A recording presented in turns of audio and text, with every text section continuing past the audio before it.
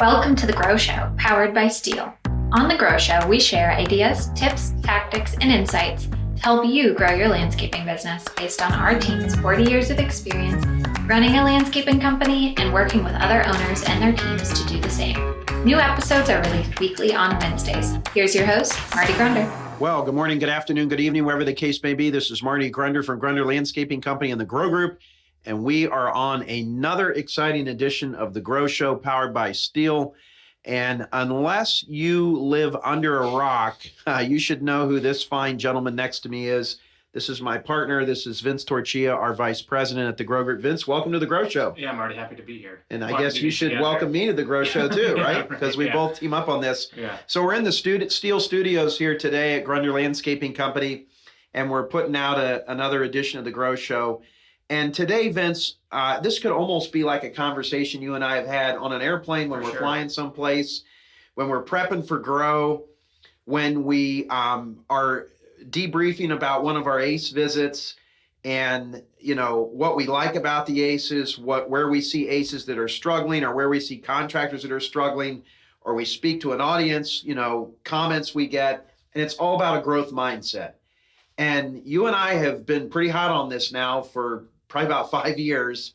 Has a growth mindset being a very big determinant in one's personal and professional success. Why is that the case? It's funny that you say that, because I think, just for me personally and the conversations that we've had, there's probably been nothing as impactful for me, not only as a business leader or business owner, but as a person, as understanding, learning, and seeing more about what this growth mindset or outward mindset is.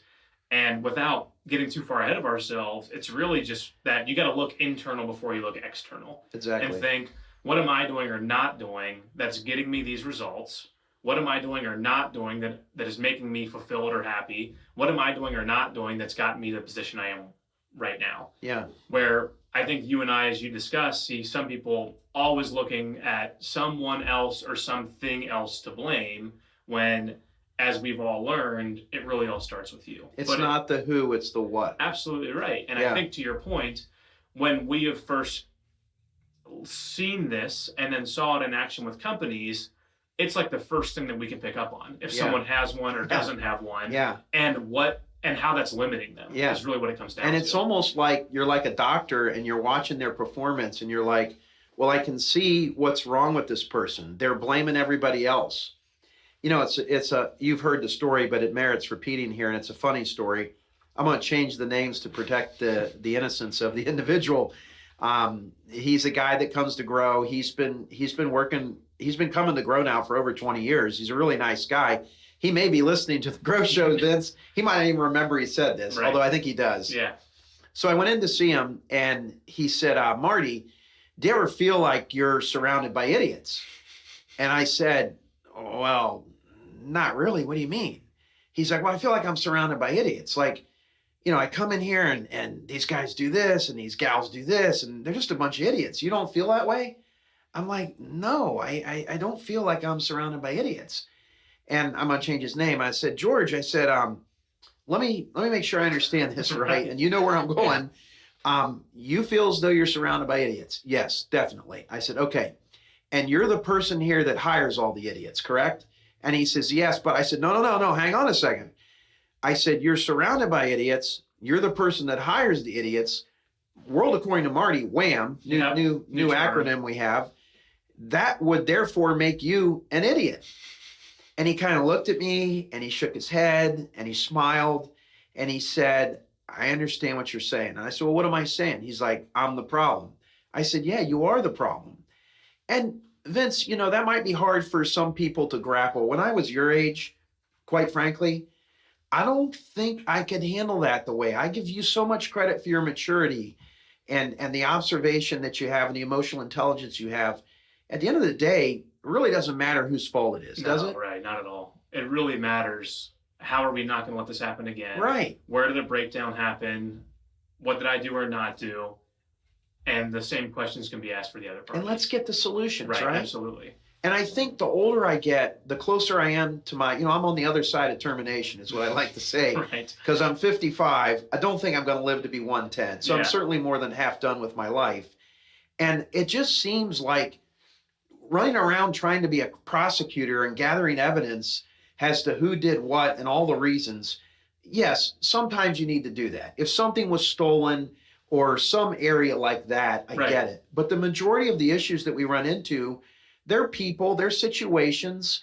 And when you do the root cause analysis, you kind of look that there's a lot of factors that went into this. A few years ago, you and I were on a morning rollout, and it was an epic one. It was miserable. Right. And I remember being there with you. And when we went back to the airport to go home, we had like an epiphany that a smooth morning rollout was really indicative of a very, very well-run company. And we have been to companies where we've seen the growth mindset fully at play. Absolutely. With the rollout and how everybody is moving together. Have you seen other examples of, like, let's talk about good examples of growth mindset. Have you seen that? Or what comes to mind when you're talking about growth mindset that we can help our listeners with? I think to your point, operations is one big bucket, but I think people is as big of a bucket. And I think when we see companies and individuals that operate with a growth mindset, they operate by first saying, any deficiency that my team has that works with me is my fault before it's their fault. Yep. If they're not hitting their sales goal, if their hours are not correct on their jobs, if we haven't been hitting our marketing plan or hitting our administration plan the way we want to do it, what have we done or not done to set them up for better success? Right. So we look at ourselves first with team members as well, because then you get in this kind of raging river of people, as you would describe it, where you're constantly just have a revolving door of people coming and going because you're never learning lessons yourself. And you think the next hire is going to be better. You assume, well, I'll get rid of Marty and I'll go hire Tim, and Tim will be better than Marty, when you have not changed the onboarding program, you have not changed the job description, you have not changed the one-on-one you have slowed down enough to train them, to work with them. Right. So instead of you just kind of living in this perpetual hope that the next person's going to be better, the next job's going to be better, the next event's going to be better, you've never just slowed down and said, whoa, I'm in the insanity loop when I'm not changing my behavior and I'm expecting everything else to change. So I think people is a huge opportunity where we like to say, just get them in a box, hold them accountable, and they will come your way, or they may just choose to leave your organization. But giving people all the tools they have to be successful before just, again, ripping the cord on them. So let me ask you this. So there's leaders and owners listening to the Grow Show powered by Steel. You and I have this figured out. When we have issues in the Grow Group where things don't go well, newsflash, not everything goes perfect at the Grow Group or the Grunder Landscaping Company or Grunder Green, okay? You and I can almost finish each other's sentences because, like, we're already scanning, like, okay, what did I do or not do that got us these results that I don't want? Well, you know what? I should have been more clear about what I did. I brushed over the details. I think oftentimes leaders go too fast. They're intimidating. They're not real good at reading nonverbal body language. They're dumping something on someone, and then they're disappointed in how they did things. Let me share real quick another lesson that many of you have heard, but there's 3 reasons people don't do what we want and need them to do. Mm-hmm. The first reason is we haven't properly trained or equipped them. And that is always the first place that you should look. Why? Yeah, because it starts with you. What have I done or not done to set them up for success? Right. Yeah. And in the companies that you work with, what happens when you encounter a leader that doesn't look at them being the problem first? Yeah, they go into this complete mode of, well, the next person will be better, and I'm around idiots, and I'm not around people that are smart, and oh, poor me, and this is not my fault. I've hired these people. They got to do their job. Right. It doesn't work. The really successful people that we work with, and sometimes we'll say funny things like requesting permission to treat the witness as hostile, which is my nice way of saying, hey, listen, I'm going to jam it on you here. You got to listen to me. But when we get pushback with excuses, then we know we don't have a growth mindset present, basically. And we got to help this entrepreneur, this leader, get better. So the first reason is they haven't been properly equipped or trained. The second reason is they just plain don't have the capacity to do the job. Would I be a good sales manager? No. Why? Because you're a great salesperson, but you don't have the week-to-week detail that has to happen. No, I'm not a data analytics guy. No. Yeah. I like sales comes easy to me. Yeah. So like I go from here to here. What do you mean? Well, why didn't you just call them? Why don't you write them a note? Why don't you go see if they play golf? Right. Well, we work next door. Why don't you ask them? And they're just like looking at me like, What? Why don't you make a doctor's appointment so you can go see them and right. sign a contract? You're too much, man. Right. Yeah. So I'm not a good sales manager, folks. I'm not. Yeah. So we often see that, to simplify it, that's like taking your right fielder, putting them at shortstop. At the end of the fourth inning, they have 3 errors. Why? Yeah, they're not a shortstop. They're not a shortstop, but you did that. We see that in companies. We have seen it 3 ways. We've seen it where somebody's promoted because of their last name. Well, it's my son, I'm going to promote him. Well, your son may be a wonderful person, but they may not be capable of doing that job, and that's a problem. So it's a capacity. So they didn't get properly trained or equipped. They don't have the capacity to do the job. And then what's the last reason? They have a bad attitude. A bad attitude. Yeah. And folks, that's the most dangerous one in all organizations, because a smart person with a bad attitude is a cancer in a company. So we just give you those. That should be a filter that you run through when a situation is presented to yourself that, hey, I don't like what happened here. Well, was it because you didn't properly train or equip them? Always the first one, folks. Okay, no, I have. I've been working with them. Do they have the capacity to do the job? I know they're your son. I know they're your daughter. I know they're your college buddy, but maybe they can't do that, you know? I would not be a good person to be a sales manager. You would not be a good construction production operations manager. Yeah, Why? No experience doing it. That's not what you do. No, right. Okay, so, and I think the older you get, and maybe it's not age, Vince, maybe it's like the wiser you get, it seems to me that you understand when you admit what your faults are, all well by knowing what you do well. Like, I know I'm lights out at some stuff. You know that too. That you grow. And like, look, I'm not good at that. I'm sorry. I'm not very good at that. Don't put me in that area. So you weren't properly trained or equipped. You didn't have the capacity, or you have a bad attitude. That's a good filter, folks. But let's get back on the growth mindset. What other attributes of a growth mindset can we share with the folks today on the Growth Show? Yeah, we'll give you some questions to think about, that whenever you encounter a situation, you can always go back to these questions. The first question is always, what did I do or not do? Right. That's our first question we're going to ask ourselves. Did I set expectations? Was I clear? Did I have the right people involved? But first question is always, what did I do or not do? Second question's always got to be, okay, now that I've answered that first question, what are we doing about it now? Right. Not who is to blame, but what are we doing about it? We got to update the process. We got to update the checklist. That should be a meeting. That needs to be in writing. That should not be a phone call because I'm driving down the road and you called me and I think I got everything you told me, but I didn't, right? So let's not think we can do that over a phone call anymore. But the second part is the what, right? What are we doing to not have it happen again? And then the third thing, Marty, after we figure out what did I do or not do, what are we doing about it now? Are we ensure that everybody knows why? Why did we do it? Why did it fail? Why is a a big thing, and I think particularly guys in my position, I started the business. It's my baby.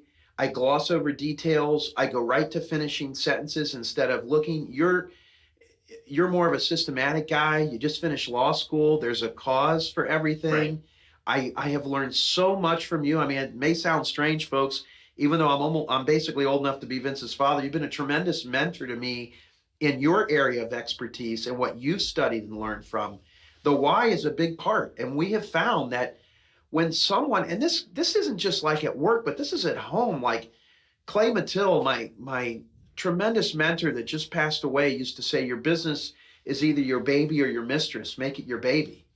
And I said to him, when he said that to me one time, well, what does that mean? He's like, the baby's about the why. Like, there's nothing secretive about the baby. Like, you're talking about the baby all the time. Right. The mistress is this big secret. Yeah. And your spouse, your family, your team, there's a whole lot of mystery surrounding the business. And when we have found here at Grunder, for sure, when we tell people why we're doing things, we show them the financial why. We have, once in a while, have customers come in and talk to our team about, it's one thing for me to tell the team they're great. Right. When we have a customer come in and tell them, they're like, wow, I didn't realize I was that. Yeah, you're that good. So the why is very powerful, isn't it? Yeah, and it allows people to figure out where we're trying to get to.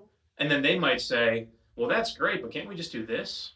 You might go, oh, yeah, I didn't even think about that. Yeah. Right? Why are we going to Florida? Well, they have oranges in Florida. Yeah. Well, they got oranges at Dorothy Lane Market right down the street. Can we just get them at Dorothy Lane Market? Right.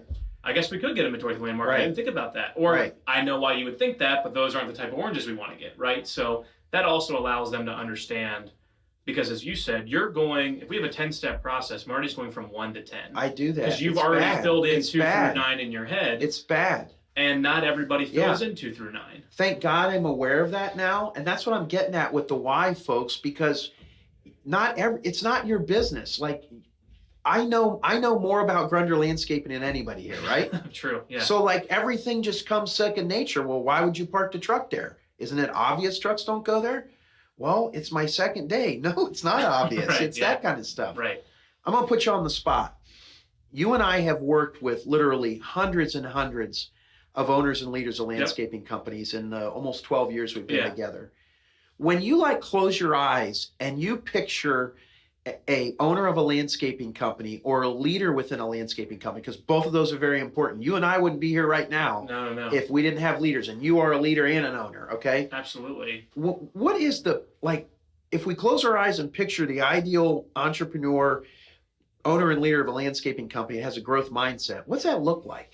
We got about 5 minutes left. I would think, and give me some leeway on the words I use, Yeah. they are more focused on incremental success of their company than these big, like, sweeping Interesting. changes or these big sweeping ideas that are going to get us to the next level. They really are saying, yesterday may not have been perfect. Today's going to be a little better. And if tomorrow's a little better than today, great point, Vince. We're going to be just so fine. That's kind of like you'd rather be a part of an organization that has a bunch of small, significant accomplishments than one that just gets one big one done every 18 months. And the momentum and all that attitude inside the organization. And I think that attitude, I'm not sure if it's like the chicken or the egg. I don't know if you have a growth mindset, so you are in the idea of incremental success is more common, or because you see the power of incremental success that gives you a growth mindset. I don't know which way that arrow points. But if you have incremental success as a daily thing in your company, it means you kind of understand the growth mindset because it means that you understand. I've never thought about it that way, and that's a great point. You're communicating what you did or didn't do. You're solving the problem, and you're communicating the why. You're staying positive. And you're staying positive about things. And you say, hey, we didn't park the truck in the right place today. That's my fault. I should have told you where to park it. So let's add that on the map. And oh, by the way, Ben, here's why we do it that way. And then the next day, the truck is parked correctly. And that's a small incremental win. So small incremental wins. What else? I'd say other than small incremental wins, it's having that type of mindset be pushed and propagated and be important to ownership and leadership, but having that mindset go all the way down to the new team member who's starting tomorrow. And they know that their first day is not going to be perfect, and they know they're going to make mistakes, and they know they're going to have to learn how to do things. But because that mindset permeates not just with the owner, but with their team leader and their manager and their operations manager up to the owner, that we all have the same answer to that question. And that there's not a surprise when something goes wrong. Everyone's going to ask themselves the same 3 questions. Everyone's going to say it's okay to get better. Owners and leaders of companies forget that they got to this point by making mistakes, and they got to this point by bumping their arms and scraping their elbows and hitting their chin and being in a front yard with an unhappy customer and saying, this doesn't feel so good, I got to get better at it. But all those things are little opportunities for them to get better. So if we're not allowing our team, again, even the first guy on this first or second day or girl first or second day on their job, to make a mistake and recover from it, we're robbing them of ever getting the skills that we're going to have. So that starts with the owner, but it's got to permeate all the way down. So when we're talking about growth mindset, a great example of a growth mindset are Annette and Ryan McCarthy at RJ Lawn and Landscape. No doubt about it. Des Moines, Iowa. That's where we're going to go grow 2024, February 6th, 7th, and 8th.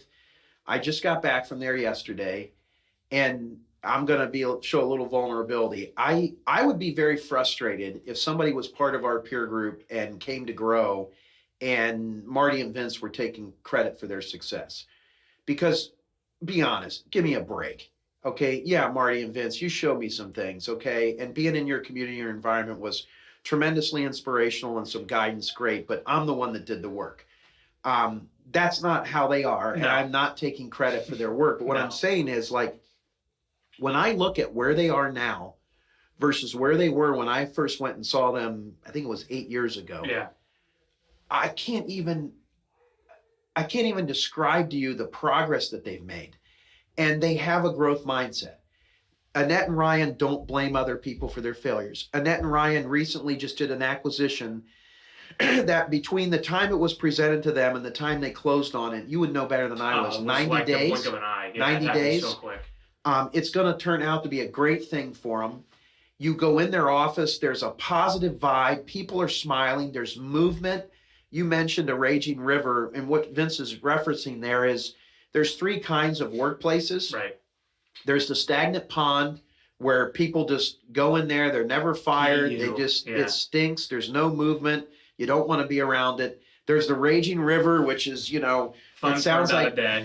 Maybe not even a day, Yeah. where you're like, this is just too much chaos. And then there's that Disney World babbling brook when you're in an inner tube floating down the lazy river. That's what you want. And when I was at Ryan and Annette's, I just looked around and we went to dinner. I said, I don't want to take credit for your success, but like, I'm so proud of you as friends, like what you're doing with this business. You know them better than I do because of how much you work. Yeah. What about Ryan and Annette is a growth mindset? For them, you hit the nail on the head. First is leadership.